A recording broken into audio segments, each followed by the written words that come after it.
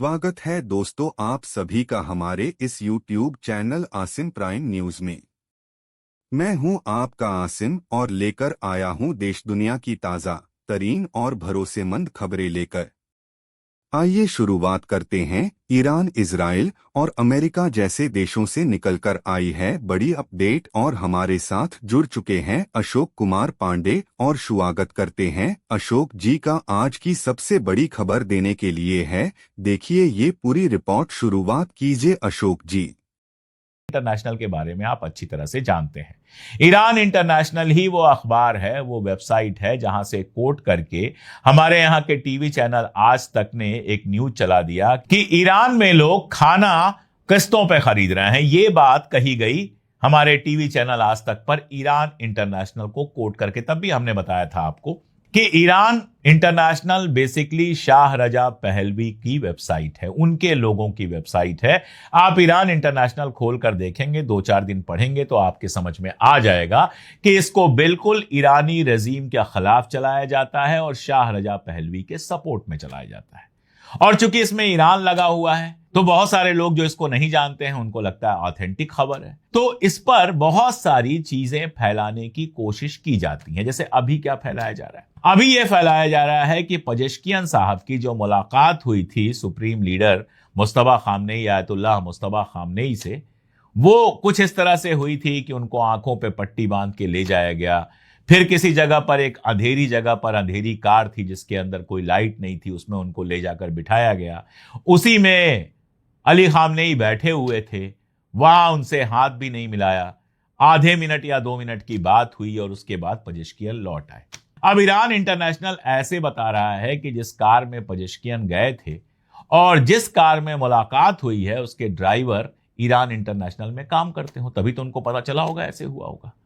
लेकिन यह खबर क्यों फैलाई जा रही है? यह खबर इसलिए फैलाई जा रही है कि पेजेश्कियान जिससे मिले थे वो अली खामनेई थे कि नहीं थे, यह कंफर्म नहीं है। इनका कहना यह है, जो फैला रहे हैं ये लगातार।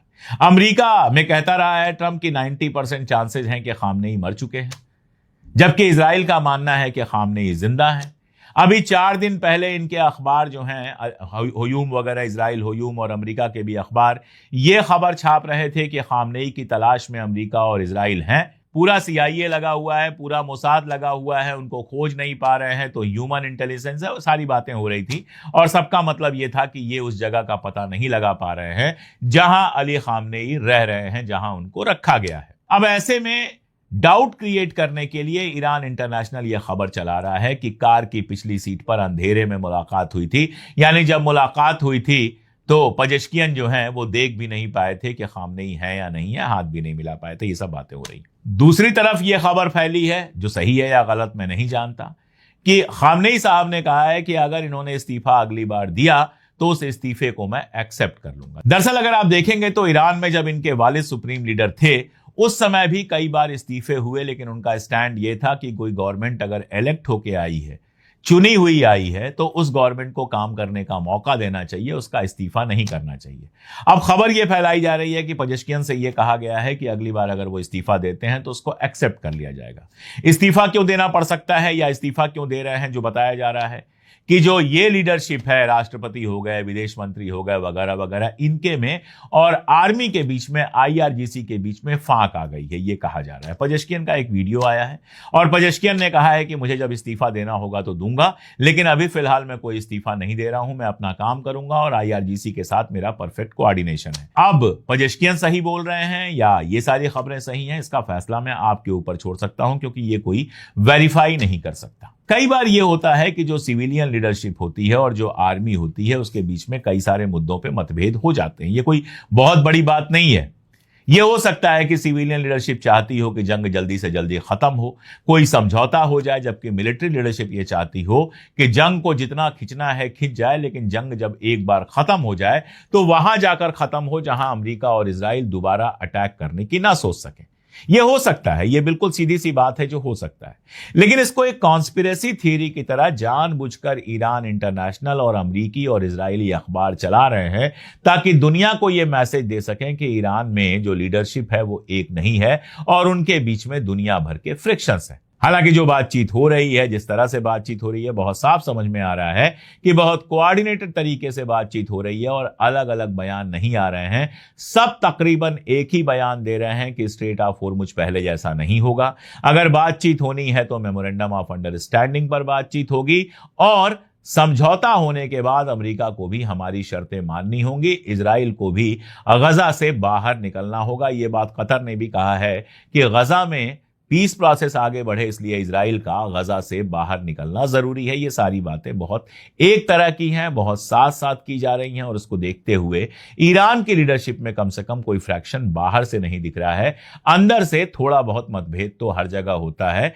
ट्रंप की मीटिंग्स में भी लड़ाइयां होती हैं। ट्रंप की आर्मी और सिविलियन जो उनका लीडरशिप है उसके बीच में भी बहुत सारे मतभेद हैं। मार्को रूबियो टाइप के लोग चाहते हैं जंग लगातार चलती रहे, जबकि आर्मी चाहती है जंग ना हो, और ये सब तो बहुत खुलेआम दिखाई दे रहा है। दूसरी बड़ी खबर यह है कि अब तक जो यह खबर आ रही थी कि सऊदी अरबिया कुछ और मुल्कों के साथ मिलकर हूती के खिलाफ जंग शुरू करने वाला है, वो खबर अब थोड़ा धुंधला गई है। ऐसा लग रहा है कि सऊदी अरबिया हूथी के साथ भी डिप्लोमेसी करने की बात कर रहा है। सऊदी अरबिया के ऑफिशियल्स की हूथी के ऑफिशियल से बातचीत हुई है और फिलहाल पिछले कुछ दिनों में सऊदी अरबिया के जहाज गुजरे हैं बाब अल मंदेब से और उनके ऊपर कोई हमला नहीं हुआ है। तो ऐसा लगता है कि जो लग रहा था एक और फ्रंट खुल जाएगा, ईरान को जब समझौते की बात दिखाई दी है कि अमेरिका समझौता कर रहा है, तो उस वाले फ्रंट पे भी ये बहुत मुमकिन है कि हूथियों से ईरान ने बातचीत की हो और कहा हो कि एक और फ्रंट खोलने की कोई जरूरत नहीं है, सऊदी अरबिया के साथ बातचीत करके संभाल लो। लेकिन एक बुरी खबर यह है कि यमन के पास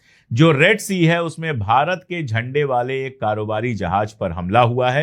कहा जा रहा है हूथियों ने यह हमला किया, जिसमें एक सुसाइड बोट जिसके अंदर बम भरे थे वो इस जहाज से टकरा गई, जहाज डूब गया। हालांकि उसमें जो सवार लोग थे वो 13 लोग सवार थे, वो सारे इंडियंस थे, उनको बचा लिया गया है।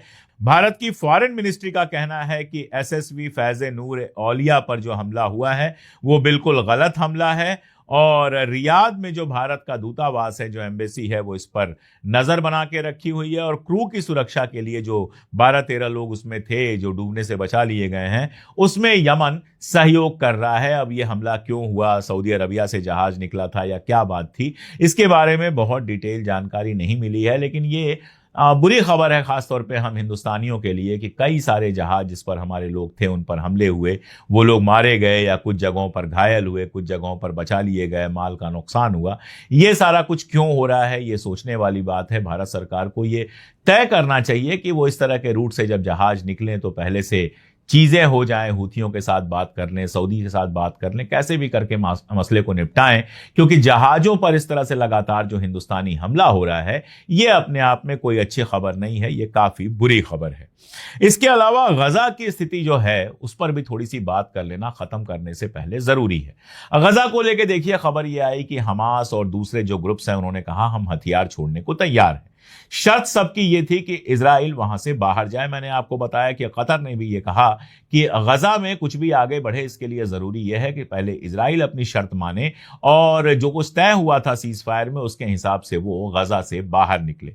लेकिन हम देख रहे हैं कि गजा के ऊपर उसके बावजूद इजराइल के बीच बीच में अटैक हो रहे हैं, लोग मारे जा रहे हैं और नेतन्याहू का कहना है कि इजराइल ने अब तक उस बात पर कोई फैसला नहीं लिया है।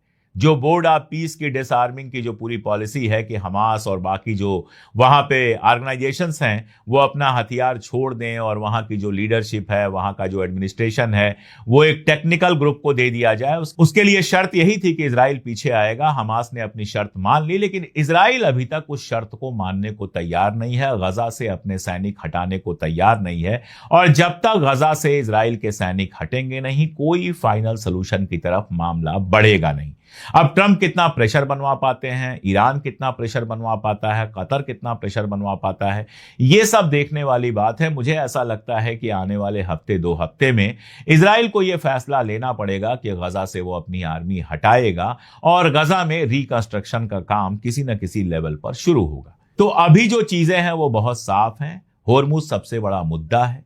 ईरान और ओमान के बीच में जो बातचीत चल रही है वो जहां पहुंच रही है, मैं आपको बताऊं पहुंच ये रही है, जो जहाज वहां इंटर करेंगे, घुसेंगे, उस पर तो ईरान का पूरा कंट्रोल होगा। बिना ईरान के परमिशन के जहाज घुसेंगे नहीं। लौटने के लिए ओमान वाले रास्ते का अगर वो इस्तेमाल करते हैं तो ओमान अपनी तरफ से उनको परमिशन दे सकता है, लेकिन ईरान के साथ कोऑर्डिनेट करना पड़ेगा, बताना पड़ेगा ईरान को कि कौन सा जहाज वहां से निकल रहा है। तो जैसा मैंने कहा था कि ईरान जहाजों के अंदर आने पर और जहाजों के बाहर जाने पर दोनों पर कंट्रोल रखेगा। अब यह देखना है कि टोल वाली जो बात थी वो बात इसमें आती है कि नहीं आती है। मार्क रूबियो कह रहे हैं कि अमेरिका भी इसमें शामिल है। अब अमेरिका कितना शामिल है, ईरान अमेरिका से कितनी बातें कर रहा है, ये